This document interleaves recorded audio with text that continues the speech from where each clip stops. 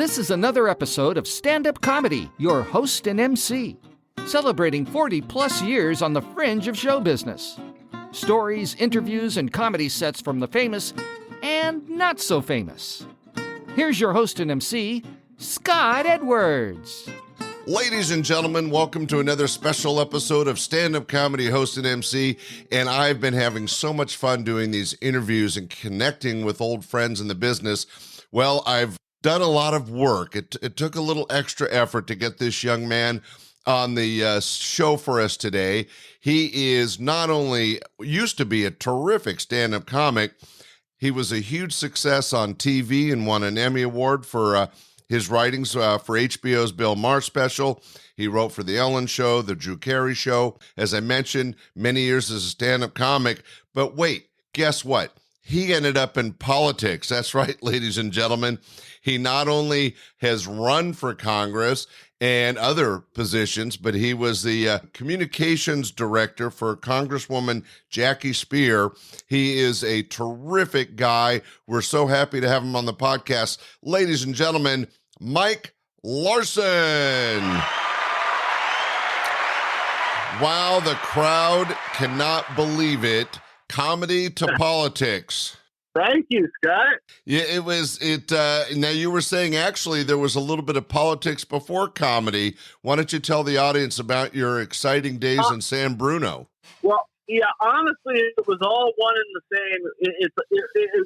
It was all what you do when you're, when you like telling stories, I guess. But yeah, I was involved in politics as a kid, ran for my city council at 19, and there's more to that. In fact, my college freshman internship was in 1978 was on a statewide initiative campaign that was being run by Harvey Milk at the time, and it was right before it was the same month that he was killed, in fact.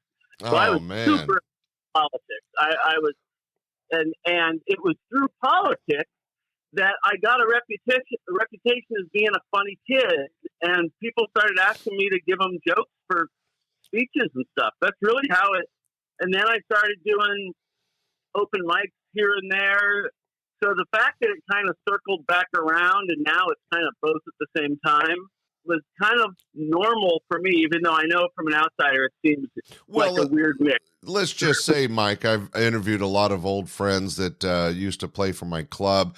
And Mike Larsen, I want to tell everybody, was a terrific comic and worked for me for many years. But it's so funny because back when you were doing comedy for me, I don't think we ever discussed your previous history in politics. And then once you started focusing on comedy, now San Bruno, for everybody around the world, is in the Bay Area, San Francisco Bay Area. Did you kind of get your feet wet playing clubs like the Holy City Zoo? Yeah, so I started doing open mics in San Francisco, maybe while still a student at SF State or shortly after. So the original Cobb's, Holy City Zoo, the Other Cafe, and the Hate, those were like the local open mics at the time. And of course, the local acts were like the Comedy Hall of Fame, Paula Poundstone, Dana Carvey, Robin Williams. So it was a wonderful place to learn how to be a comedian. Yeah, you really hit that starting point at the right time. What he's alluding to is the same time he was getting his feet wet in comedy in San Francisco, people like Paula Poundstone, Dana Carvey, Robin Williams, and many, many others were doing the same. So it's a great pool of people to work with. Now, do you remember any of your early material? Did you keep any of that comedy first shots around in your brain? I don't know. And while I want to picture myself having been brilliant, I think my first few sets were ripped off Lenny Bruce and George Carlin material that I tried to change a little bit. I don't remember, but I kind of have a feeling of that's how I started, because it was like, this is what a joke is. Let me work from that, and then you realize that. Because if anything works, someone would go, that's George Carlin. Well, it is interesting. A lot of people just getting into comedy will use what I'll euphemistically call a template, which is a setup formulated maybe by some other entertainer, but I believe you would be the first honest politician to share the fact that you were borrowing or leaning on the talents of George Carlin to get started. Yeah. George Carlin, Lenny Bruce, and Alan King. So I stole from the best. Yeah, you know, if you're gonna steal, those are three of the best. So Yeah. you were rambling around doing open mics while you were at San Francisco State, and was it tough getting stage time? Of course, there was so many clubs at that time. You know, it was tough. I mean, it's always tough, right? I mean, where are you going to find an open micer that tells you life is wonderful, you know? But it was always tough. But, you know, and this was my own chip on my shoulder. Because I was a kid from the suburbs, and the comics in San Francisco were mostly people who moved there from New York and Boston, and you know I had a big chip on my shoulder because I was a local, even though there were great. I mean, Rob Schneider is grew up in the town next to me, Pacifica, was there at the same time, and you know Greg Proops, Dana Carvey were all local Peninsula people. But yeah, it was hard, but I gotta say, it should be hard to be a comedian. you know, it's the type of thing you have to pursue when it's not fun, in order to get to the point where it, you know, becomes more fun than not.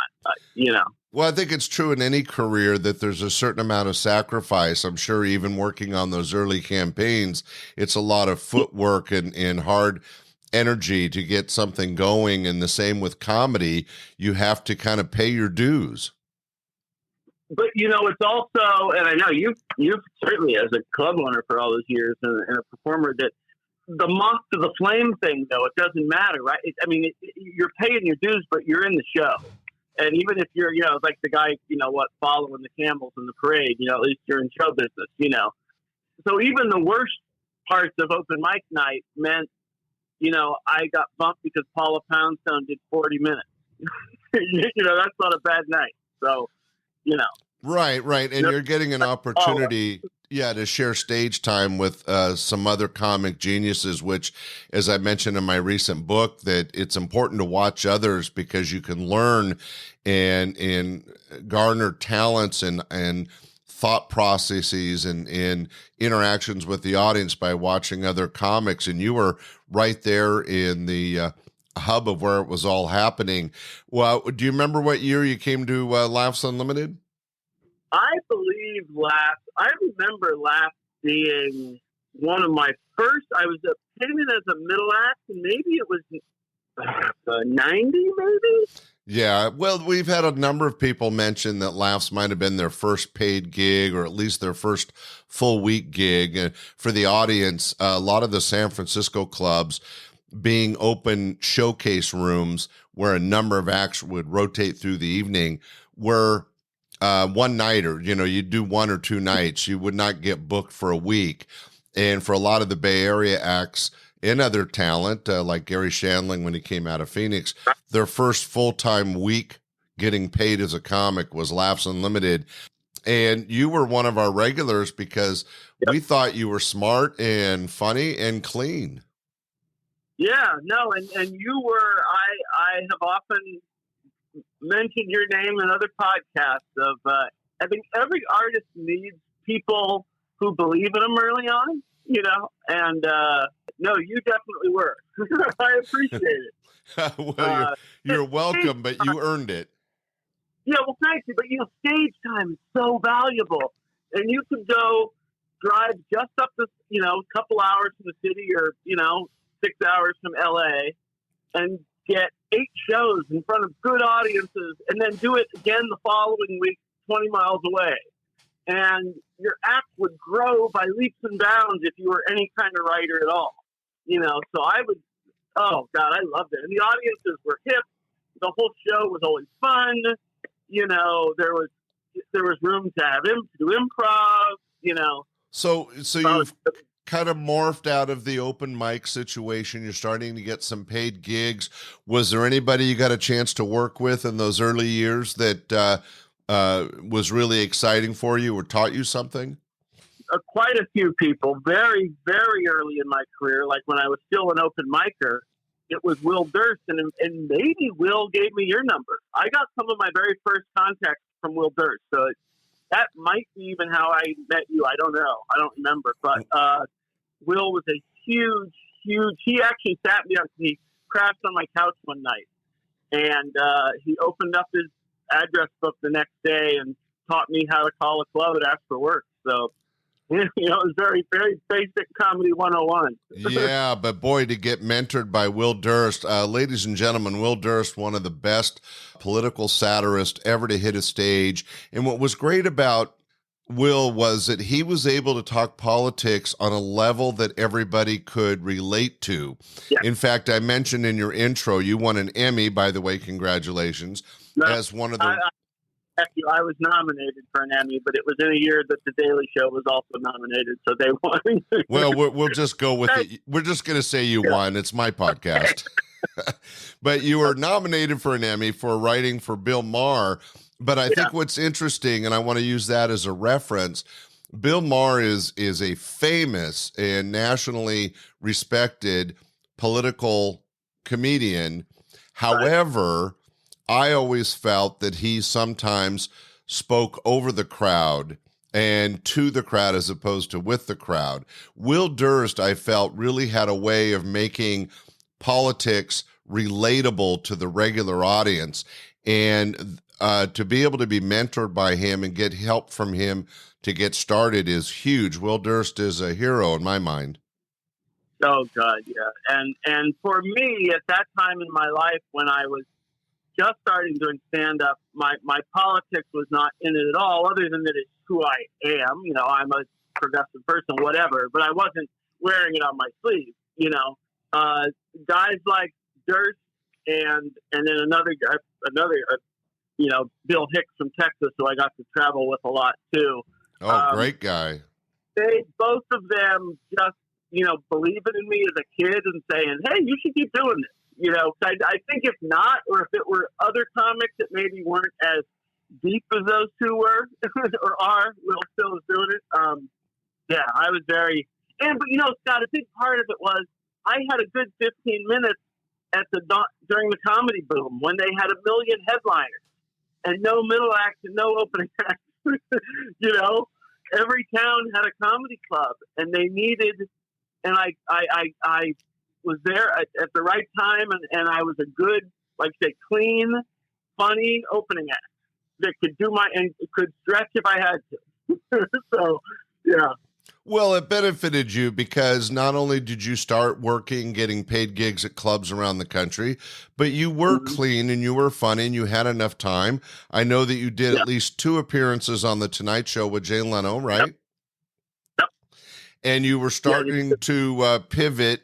And at what point did you decide it might be time to get off the road and start taking your comedy writing skills and turn it towards television, like the Ellen Show and the Drew Carey Show? Well, I don't know that it was so much as a career decision, so much as you get to a point. I always tell young comics to enjoy it because being broke in your 20s is a piece of cake. It sucks, but it's easy.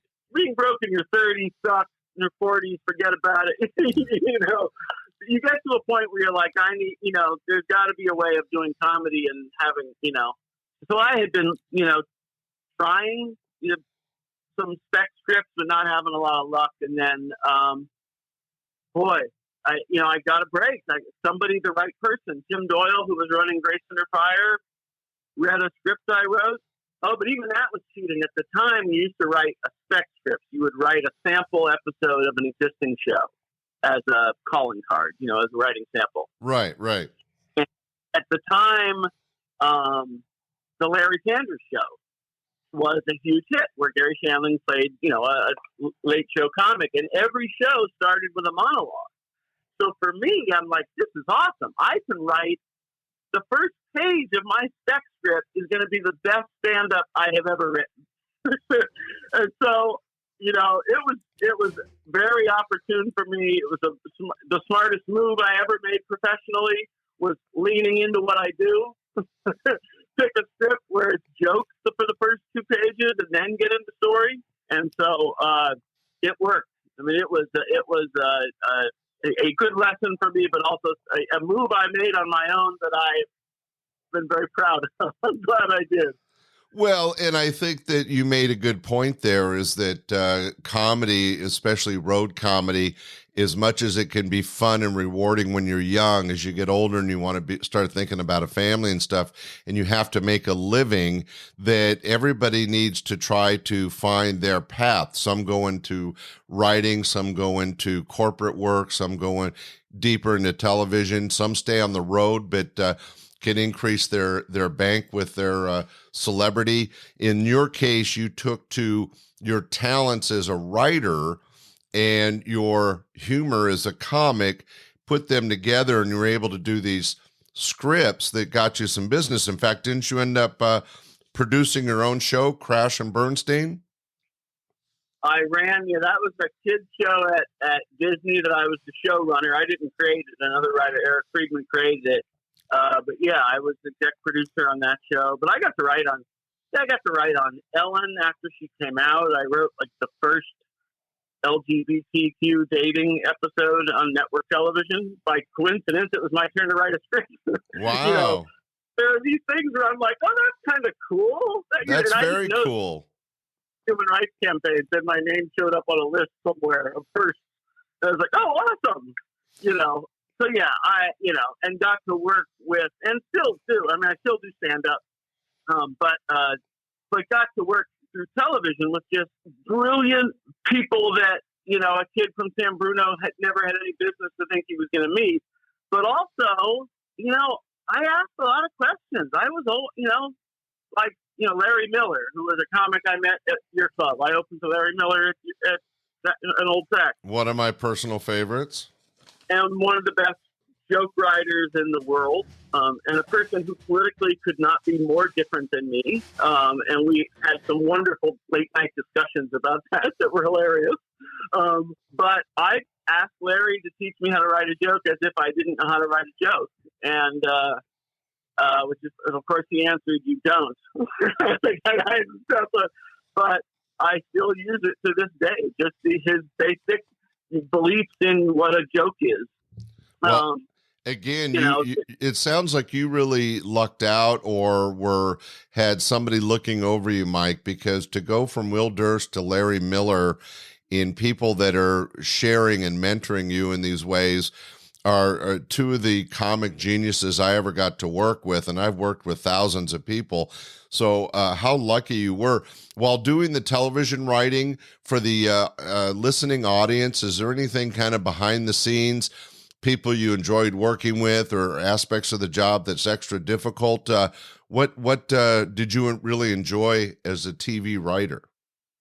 Well, where TV writing came different for me, one, it scared me to death because I had just been, a loser pothead comedian writing jokes at the comedy condo like everyone else. That's the image we all have of our, and I didn't know that I could work 20-hour days.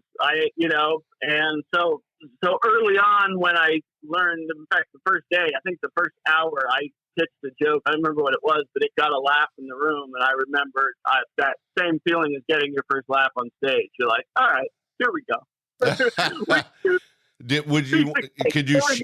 Could you share that moment? What was the joke? You know what? It wasn't a joke. It was a story pitch. The show was there was a little girl on the show who got bit by a squirrel, and the sitcom episode was they have to find the squirrel to find out if it's rabid, and she says, "I would know it if I saw it." So I just pitched, what if they catch all the squirrels in the neighborhood and have a lineup? But I do remember that this day, and it got a huge laugh, and it was like, yeah, like the comedy condo, getting a laugh among comedians, or in like the green room of a place like the Comedy Store. It's like, oh yeah, all right, I belong here. Isn't that interesting how it is? We get into this difficult art form, but when it works, the validation of others is so refreshing or so invigorating that it just makes you want, you could bomb 10 times and you get that one big laugh or that one big acceptance by your peers. And it just it drives you. It makes you want to keep going. Oh, yeah. Yeah. No, because they're the perfect joke at the perfect time. There's just nothing better than there might be another perfect one somewhere else, but it's not going to take away the perfect of this one. It's not like someone's going to get a 10.1 on their next joke. Right. There is a perfection that you can get in humor, and you know it when you hear it, or even better when you say it and get the response of like, oh, perfect. Yeah. So no. When all the stars align in the audience and the comedy and your presentation all work together for that precious moment. And what I like about comedy, unlike some of the other art forms, that can't be repeated. That moment is a moment forever. Right. You could write a great song, and every time it plays, you go, well, I enjoy that song. But that pales in comparison to that specific moment when everything lines up, the audience, the joke, the timing, the material. I mean, it really is a unique gem. Yeah, musicians talk about being in the pocket, when a band plays together and they're just everybody knows they're exactly grooving in the right way that I don't know. I'm not a musician in that way. But yeah, it's that way when, that automatic self-criticism that we have because we're funny people, as soon as it kicks in and trying to tell your brain what you just did wrong with that joke, and you're like, nope, it was perfect. Well, that's true. Now, you were in television for a number of years as a writer, and you did some producing and other work. Was there anybody you got to work with that was extra fun? I've talked to a couple other writers, and they said it was interesting putting their words into the mouths, into the voice of a particular actor. Was there anything that was extra fun or scary for you? Well, mostly at the shows. Again, good timing for me is that the shows in the late 90s, early 2000s, a lot of shows being driven by comedians with big personalities, and so they needed joke writers, So I got to work, on the Drew Carey show and the amazing other people that were associated with that show. And, maybe I'm going to interrupt you, Mike. Maybe what I'm saying is it's got to be a little different writing for Ellen on the LGBTQ topic versus writing for Drew Carey. Right. And that's what's fun. And also, I'm glad you said that, because that's like a talent you don't know you have until you do it. The first person I had to write for was Brett Butler on Grace Under Fire, who not only was she different from me, but was just because of the mood in that show, the writers, she was like the enemy to everything good. It was a very difficult show to write for, and yet you still have to not only make her funny, but make her look great, man. Make yourself look like an idiot for not liking it. Part of it is, but for me, I found it easier than writing stand-up, because stand-up has to be true to my soul, and writing jokes for someone else does not. I write jokes what I think works for them, and somebody else, many other people between me and it being on television, get to change it if they don't like it. And so there's something very freeing about that. Yeah, and you're the second person I interviewed, Karen Anderson, who wrote for Ellen for many years, and she was. By the way, we worked together in Old Sac with Tony Camille. We of us met that day, and we're all best friends now. Oh, that's great. And she was making the point that she enjoyed stand-up comedy, but she found it in many ways easier writing to the voice of other people. And of course, she's had a great career doing that. Now, you did it, you went a next level. Let's move forward a little bit, because you're taking all these talents as a writer and in television. Didn't you also do some speech writing, some punch up for politicians? Yeah, so throughout all of that, and throughout the entire time you knew me as a stand-up coming through Old Sac and Citrus Heights, I was always writing. In fact, every time I performed in Sacramento, I had people from the state capitol coming to see me, coming to see shows. So I still had those connections, and Jackie Speier at that point, who I later worked for when she was in Congress, was in the state Senate. So, yeah, I was always involved. Like I say, that's kind of how it started for me. So there are people like Jackie who's known me long before I ever did stand-up comedy. Just always knew me as a goofy, funny kid who liked politics, So, yeah, so I was always doing that, and I just recently finished a contract working at the Department of Agriculture for one of the Senate nominees, writing speeches for them for 6 months. So for me, it's all the same muscle, and I love it. I wish sometimes someone would write me a speech, because I just know that I'm so much better at putting words in someone's mouth than they are. Well, but I wish someone could fix all my mistakes. Well, I think it's fascinating that you were double dipping and having all those people at the Capitol come see you at my clubs. I shouldn't have been paying you. I should have been charging you. Like, I'm helping you get other work. That's right. Well, once you got into speech writing, how did that morph into, we don't need every detail, but in short version, how did doing, TV writing and speech writing morph into being the communications director for Congresswoman Jackie Speier? Because that was around 2008. That's a very serious job. You're doing more than just speeches. You're doing, I'm assuming you're responsible for all of her communications. That sounds like something exciting, but also a little scary. It was, So like I said, I had known Jackie before she was in the state legislature. She got elected in 2008. It also coincidentally was at the tail end of the writer's strike that had been going on for the last year and a half, where, like most writers, that nice little nest egg I'd been saving had been spent. And for me, it was a lifelong dream to work in Congress, and she kind of posed it over drinks one night, almost as a joke. Hey, how about coming to work for me in Washington? And I said, okay. The joke she may have regretted. No, I'm kidding. Right, but she said, she's like, right now the most important thing for a new person going to Washington is someone you trust. So we'll learn together. She was, and she's right. That is what I would tell anyone getting elected to something. Have a person who is your person only, and then build from there. Right. I would think. Yeah, I'm just guessing here. Maybe you can clarify for the audience. But if I just get elected to Congress and I'm from Butt Fork, Minnesota, and I go to D.C., you don't want to lean on people you don't know in D.C. because they're not there to help you. They're there to help their own careers. That's what you're saying. You want to bring your own people, right?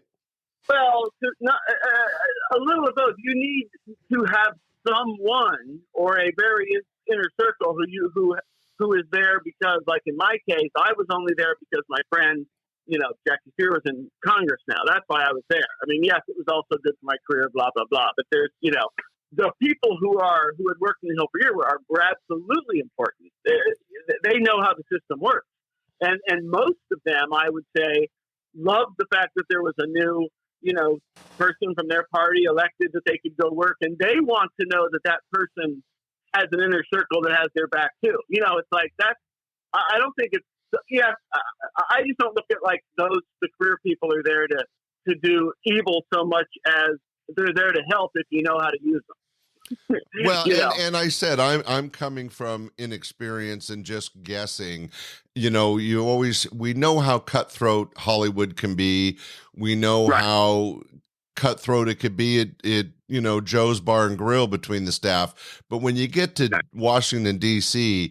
and you have all these hundreds, thousands of politicians and staffers all trying to, hopefully on the one side, serve the people and do something good, but on the other side, have their own careers and bank accounts to think about. Right. And I might be a little jaded, or I'm sure there's a better word, cynical about it, but I would just think that it would be difficult to take somebody from, Wisconsin, California, Nevada, whatever, and throw them into DC, and then, and then they either flourish or they die a Right. slow death, right?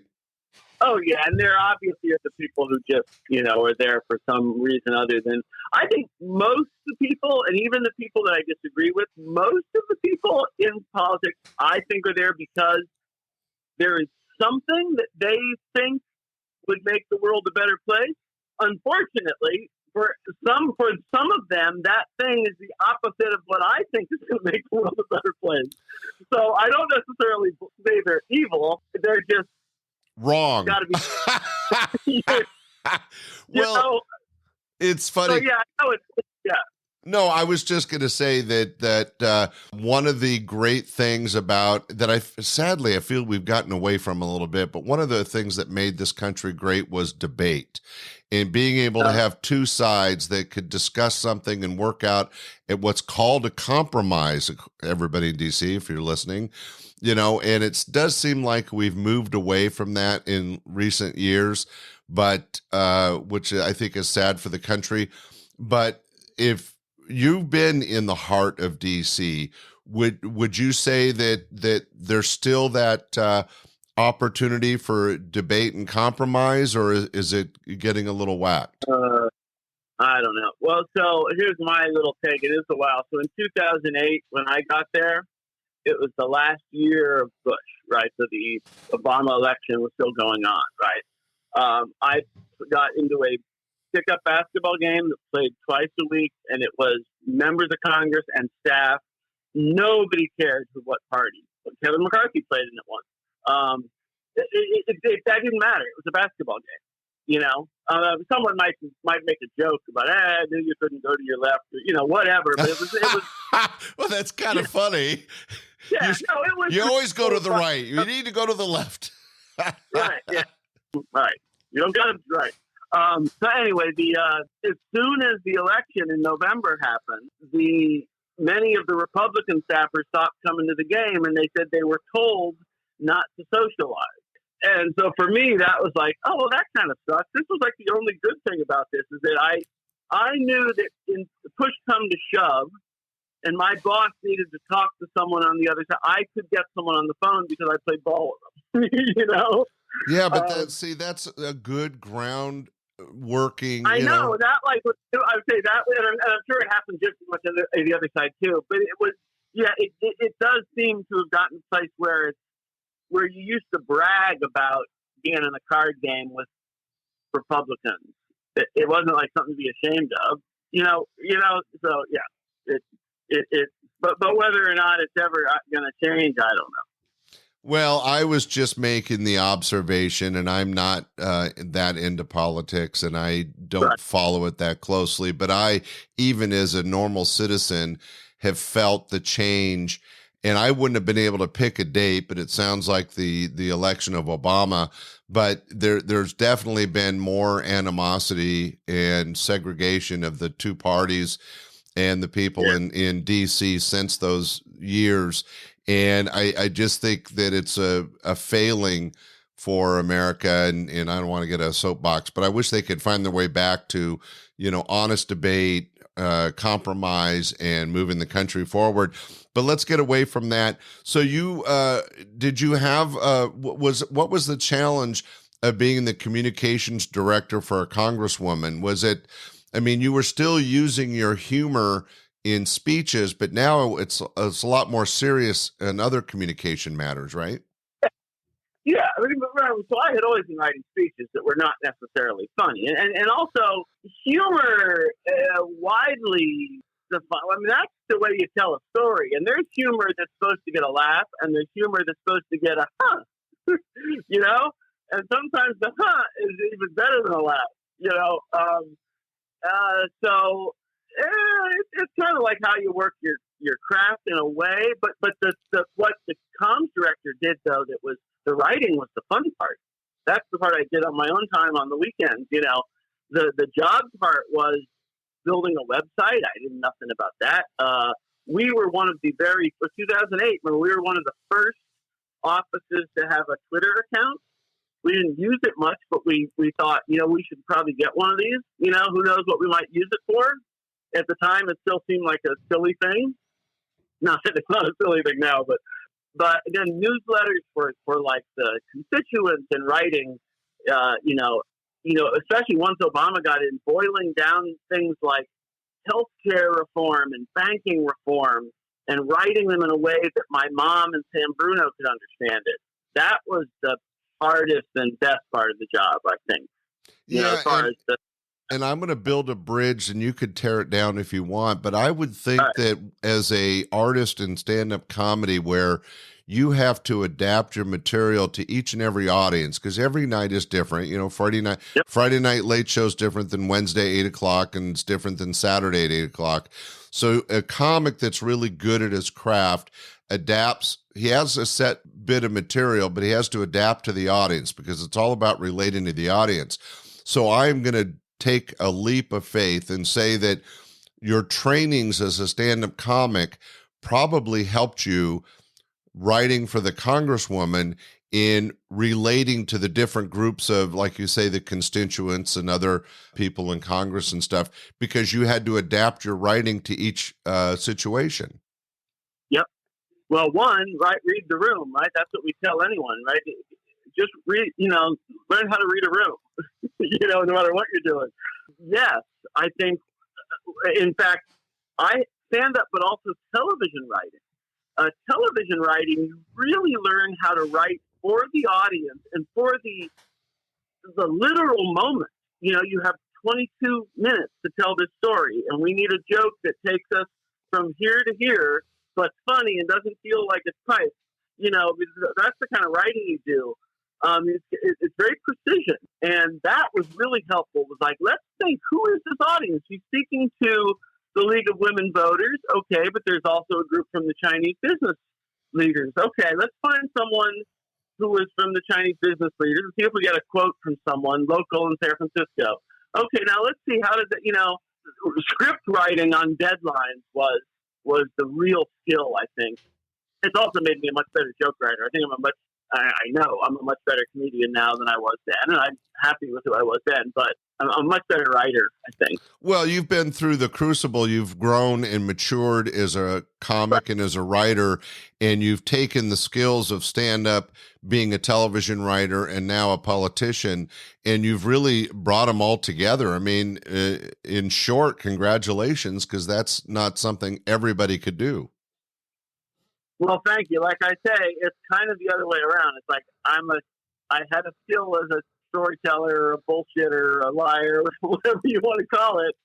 And the things I did well was find a way where there's a place for me. We have different skills. I don't hit home runs. If I did, I'd go do that. So no, I appreciate it though. I am at a point in my life now where I'm still, always looking to make the next buck, but a little bit where I've said, wow, it was scary a couple times, but look at us. So, yeah. Yeah, no, I mean, you have a lot of accomplishments to look back on with pride, Mike, and somebody that knew you when you were young and just getting your feet wet in the comedy business back in the late 80s and early 90s. I think that your last, 30, 40 years have been very impressive and certainly different than a lot of other comics. I mean, you're one of there's a few out there, but you're one of the few and the only one I've worked with that has taken it to such a serious job in politics. Now, we should share with everybody that you now have a small ranch in Ohio, right? I do. I have a couple acres in Ohio, and when I left Ohio yesterday, I still had a few chickens left. We had a raccoon attack right before we left the airport, and I did the best I could. So we will see. Well, that's a funny story we'll share for next time. Yeah. Basically feathers everywhere.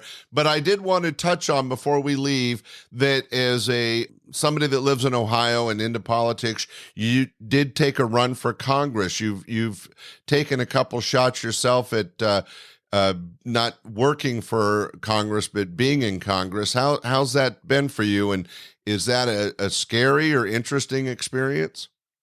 You know, it was a great experience for me, and I have worked with a lot of candidates before I ever thought of running. And one of the things I always talked to candidates about, and what they always talked about, was that you need to have a definition of success beyond winning the election. You know, because most people who run don't win, especially if you're running against an incumbent. You know, so for me, I went into it with this idea. I wanted to kind of get my name known in Ohio politics. I wanted to increase my social media presence. Whatever. And so it was good. I didn't win, obviously, but you know what? I came out of it really wanting to change the way we raise money, but not necessarily in the big dollar way, but in the both sides now have these systems where we bleed the people who can least afford it for $15 here and there. And very often it's for losing causes. Like me. There was a point in my race, especially in my case, the election was postponed because of COVID, at which point I stopped raising money. I stopped trying to raise money. Like, I'm not going to ask people for money for my stupid campaign. And that's really what brought it home to me, was like, this is so, that's something politically that I'm trying to find a way where I can keep people involved in politics, but don't take them for schmucks. Whether it's whatever, Trump for his legal defense or it's Democrats for abortion rights or whatever. Very often we raise money in order to keep, in fact, almost always, we raise money in order to keep the money-raising campaign going, not for actually doing a damn thing that helps a single person other than the vendors. So, well, I think it's interesting you say that, Mike, because again, I'm way, way, way, way on the fringe of show business, but you do hear often as a normal person that the whole key to being in Washington, D.C. and being a politician is it's all about being able to be a fundraiser. And whether it's city council or Congress, you have to constantly be raising money because it's an expensive proposition. But I think all that effort to raise the money, I'm agreeing with you, takes away from the ability to get any work done. It becomes the campaign. And the press reports on who raised the most money, not who went to the most, town hall meetings to talk to people or whatever, something it might actually matter, No, and then we all do something. I'm not, this is something where we both sides have let the sellers into the temple. And I think in many cases, they're the same sellers for both sides, because nothing makes them more money than having us at each other's throats.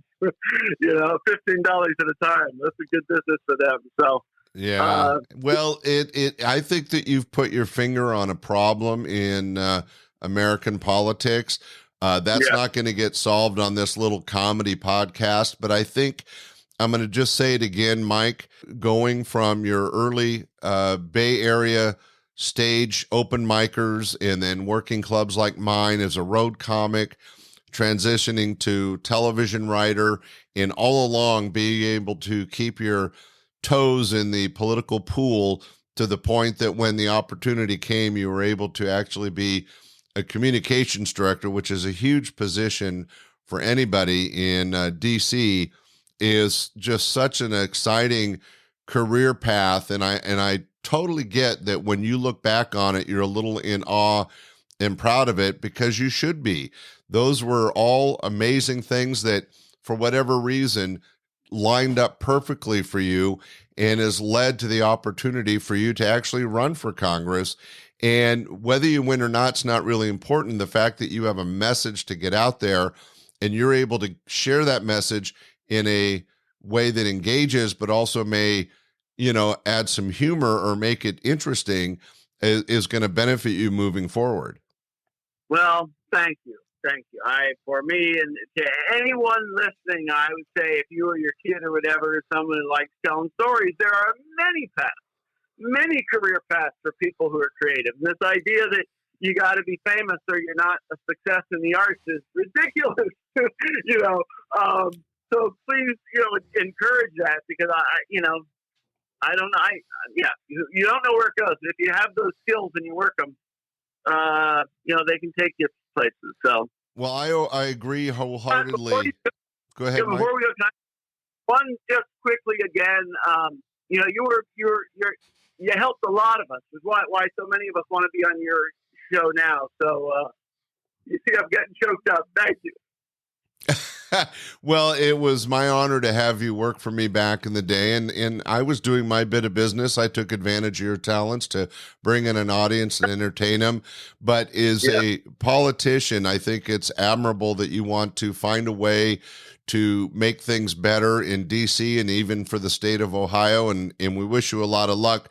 But really, thank you so much, Mike, for taking your time to be on this podcast. And you didn't get a chance to hear the opening, but it is all about interviews, comedy stories, and bits from the famous and not so famous. So becoming a celebrity is not what's important, but sharing your talents and your art form is what this podcast is all about. And you've been a perfect person to have on. Thank you, sir. Thanks, Scott. It's really great connecting. You as well, Mike. Ladies and gentlemen, that was Mike Larsen, comedian, politician, television writer. And if you're in Ohio, next time he's on the ballot, vote for Mike Larsen. If you're in Australia or Canada, you probably wouldn't care. But we appreciate you all listening to the podcast. Mike, thanks for joining us. Thank you. Ladies and gentlemen, stay tuned next Sunday, another great show. Thanks for listening. Bye. We hope you enjoyed this episode of Stand-Up Comedy, Your Host and MC. For information on the show, merchandise, and our sponsors, or to send comments to Scott, visit our website at www.standupyourhostandmc.com. Look for more episodes soon and enjoy the world of stand-up comedy. Visit a comedy showroom near you.